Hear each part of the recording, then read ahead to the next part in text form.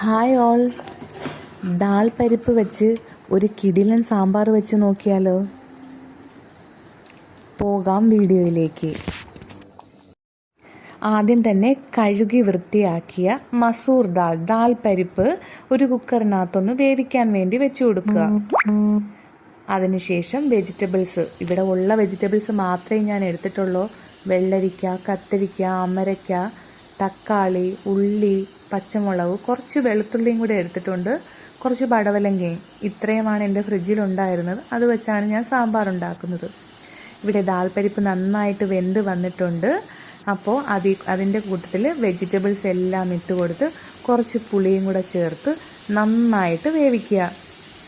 വെന്ത് വന്നതിന് ശേഷം ഒരു പാത്രത്തിൽ എണ്ണ ഒഴിച്ച് കടുക് പൊട്ടിച്ച് അതിനകത്തോട്ട് കുറച്ച് കറിവേപ്പിലയും ഇട്ട് നന്നായിട്ട് താളിച്ച് ഇതിനകത്തോട്ടൊന്ന് ഒഴിക്കണം.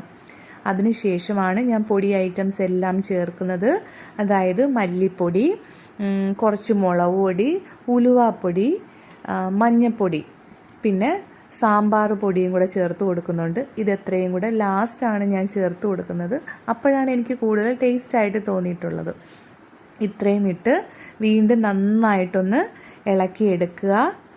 ഇപ്പം തന്നെ ആൾറെഡി നമ്മുടെ വളരെ ടേസ്റ്റി ആയിട്ടുള്ള ദാൽ പരിപ്പ് സാമ്പാർ റെഡി ആയിട്ടുണ്ട്. ഉപ്പിടാൻ മറന്നുപോയി. ഉപ്പും കൂടെ കറക്റ്റ് പാകത്തിന് ചേർത്ത് കൊടുക്കണം. എന്നിട്ട് നന്നായി ഇളക്കുക.